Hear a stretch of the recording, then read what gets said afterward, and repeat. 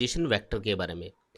तो चलिए शुरू करते हैं। सबसे पहले हम बात करते हैं कि पोजीशन का मतलब क्या होता है। देखिए, पोजीशन का सिंपल सा मतलब होता है एड्रेस या लोकेशन। जैसे अगर हम किसी भी पॉइंट की पोजीशन फाइंड करना चाहते हैं तो इसका सिंपल सा मतलब ये होगा कि हम उस पॉइंट का एड्रेस या उसकी लोकेशन फाइंड करना चाह रहे हैं। फॉर एग्जाम्पल, ये जो स्ट्रेट लाइन है, मान लेते हैं कि इसके ऊपर ये कोई पॉइंट है जहाँ पे एक पर्सन खड़ा हुआ है। हम इस पर्सन या इस पॉइंट की पोजीशन फाइंड करना चाहते हैं। तो इसके लिए सबसे पहले हमको एक रेफरेंस पॉइंट चूज करना होगा जिसके रेस्पेक्ट में हम इस पर्सन या इस पॉइंट की पोजीशन बता पाएंगे। तो यहाँ पे ये जो ओ पॉइंट है इसे हम रेफरेंस पॉइंट मान लेते हैं। इसे हम ओरिजिन भी कह सकते हैं। अब यहाँ पे ये जो स्ट्रेट लाइन है इसके ऊपर हमने 1 मीटर डिस्टेंस पे कुछ मार्किंग की हुई है।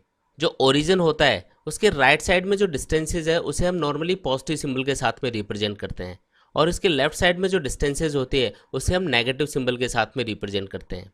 तो यहाँ पे अगर हम इस पर्सन की पोजीशन बताना चाहें तो हम देख सकते हैं कि ये जो पर्सन है ये ओरिजिन से 3 मीटर डिस्टेंस के ऊपर है, तो इसकी पोजीशन होगी +3 मीटर। अगर ये पर्सन इस ओरिजिन के लेफ्ट साइड में खड़ा होता तो हम इसकी पोजीशन कैसे डिफाइन करते। मान लेते हैं कि ये जो पर्सन है ये इस पॉइंट के ऊपर खड़ा है, तो उस कंडीशन में इस पर्सन की जो पोजीशन है उसे कहा जाएगा -2 मीटर, जिसका मतलब होगा कि जो पर्सन है वो ओरिजिन के लेफ्ट साइड में 2 मीटर डिस्टेंस के ऊपर है। तो यहाँ पे हमने देखा कि किसी भी पॉइंट की पोजीशन फाइंड करने के लिए सबसे पहले हमको एक रेफरेंस पॉइंट चूज करना होगा जिसे हम ओरिजिन भी कहते हैं। ओरिजिन के राइट साइड में जो डिस्टेंसेज होते हैं उन्हें हम नॉर्मली पॉजिटिव सिंबल के साथ में रिप्रेजेंट करेंगे, और लेफ्ट साइड में जो डिस्टेंसेज है उन्हें हम नेगेटिव सिंबल के साथ में रिप्रेजेंट करेंगे। अगर किसी भी पर्सन की पोजीशन -5 मीटर है तो इसका सिंपल सा मतलब ये रहेगा कि जो पर्सन है वो ओरिजिन के लेफ्ट साइड में 5 मीटर डिस्टेंस के ऊपर खड़ा है। और अगर किसी भी पर्सन की पोजीशन +2 मीटर है तो इसका मतलब होगा कि जो पर्सन है वो ओरिजिन के राइट साइड में 2 मीटर डिस्टेंस के ऊपर खड़ा है। लेकिन अगर 3 डायमेंशन में हमें किसी पॉइंट की पोजीशन बतानी हो तो उसे हम कैसे डिफाइन करेंगे। 3 डायमेंशन में किसी भी पॉइंट की पोजीशन बताने के लिए हमें एक फ्रेम ऑफ रेफरेंस की ज़रूरत पड़ेगी। हम जानते हैं कि जो फ्रेम ऑफ रेफरेंस है वो 3 म्यूचुअली परपेंडिकुलर एक्सिस का एक सिस्टम होता है, जिन्हें हम एक्स एक्सिस, वाई एक्सिस और जेड एक्सिस कहते हैं। इन तीनों एक्सिस का जो इंटरसेक्शन पॉइंट है उसे हम ओरिजिन कहते हैं। यहाँ पे हमने ओरिजिन को ओ के सिंबल से रिप्रेजेंट किया हुआ है। अब यहाँ पे मान लेते हैं कि ये कोई पॉइंट है पी और हम इसकी पोजीशन फाइंड करना चाहते हैं। तो यहाँ पे इसके दो मेथड्स हो सकते हैं। पहला जो मेथड है वो ये है कि हम इस पॉइंट के कोऑर्डिनेट्स डिफाइन कर दें। जैसे कि इस पॉइंट के कोऑर्डिनेट हैं x1, y1 और z1। तो इन कोऑर्डिनेट्स को यूज़ करके हम इस पॉइंट P की पोजीशन फाइंड कर सकते हैं। अब मान लेते हैं कि हम ओरिजिन के ऊपर खड़े हैं और हमें इस पॉइंट P के ऊपर पहुंचना है। तो यहाँ पे अगर हम इन कोऑर्डिनेट्स को यूज़ करें तो इस P पॉइंट पे पहुंचने के लिए हमें सबसे पहले ओरिजिन से x एक्सिस के अलोंग x1 डिस्टेंस चलना होगा। उसके बाद में हम y एक्सिस के अलोंग y1 डिस्टेंस चलेंगे, और जब हम z एक्सिस के अलोंग z1 डिस्टेंस कवर करेंगे तो हम इस पॉइंट P के ऊपर पहुंच जाएंगे। तो इस तरीके से कोऑर्डिनेट्स को यूज़ करके हम किसी भी पॉइंट की पोजीशन फाइंड कर सकते हैं या उसकी पोजीशन को डिफाइन कर सकते हैं। अब 3 डायमेंशन में इस पॉइंट की पोजीशन बताने के लिए जो सेकंड मेथड हम यूज़ करते हैं वो ये है कि हम इस पॉइंट का पोजीशन वेक्टर डिफाइन कर सकते हैं। अब ये पोजीशन वेक्टर क्या होता है? देखिए, पोजीशन वेक्टर एक ऐसा वेक्टर होता है जो कि ओरिजिन से उस पॉइंट की तरफ ड्रॉ किया जाता है जिसका वो पोजीशन वेक्टर होता है। ओरिजिन से उस पॉइंट की जो डिस्टेंस होती है उसे हम स्मॉल r के सिंबल से रिप्रेजेंट करते हैं, और जो पोजीशन वेक्टर है उसे स्मॉल r वेक्टर के सिंबल से रिप्रेजेंट किया जाता है।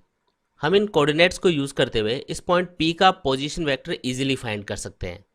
इस पॉइंट P का पोजीशन वेक्टर फाइंड करने के लिए हमें इस पॉइंट के जो कोऑर्डिनेट्स हैं उन्हें i कैप, j कैप और k कैप से मल्टीप्लाई करके ऐड करना होगा। फॉर एग्जाम्पल, इस पॉइंट P का जो पोजीशन वेक्टर है उसको लिखा जा सकता है x1 i cap plus y1 j cap plus z1 k cap. अगर हम ओरिजिन से इस पॉइंट P की डिस्टेंस बताना चाहें, यानी कि इस पोजीशन वेक्टर का मैग्नीट्यूड फाइंड करना चाहें, तो इसके लिए हमें इस पोजीशन वेक्टर के x एक्सिस, y एक्सिस और z एक्सिस के अलोंग जो कंपोनेंट्स हैं उनका स्क्वायर करके ऐड करना होगा, और उसके बाद में उसका अंडर रूट कर देंगे। इससे हमें इस पोजीशन वेक्टर r का मैग्नीट्यूड मिल जाएगा। अगर हम ओरिजिन से इस पॉइंट P की डिस्टेंस फाइंड करना चाहते हैं, यानी कि हम अगर इस पोजीशन वेक्टर r का मैग्नीट्यूड फाइंड करना चाहें, तो इसके लिए सिंपली आपको इसके जो x एक्सिस, y एक्सिस और z एक्सिस के अलोंग कंपोनेंट्स हैं उनका स्क्वायर करके ऐड करना है और उसके बाद में उसका अंडर रूट कर देना है।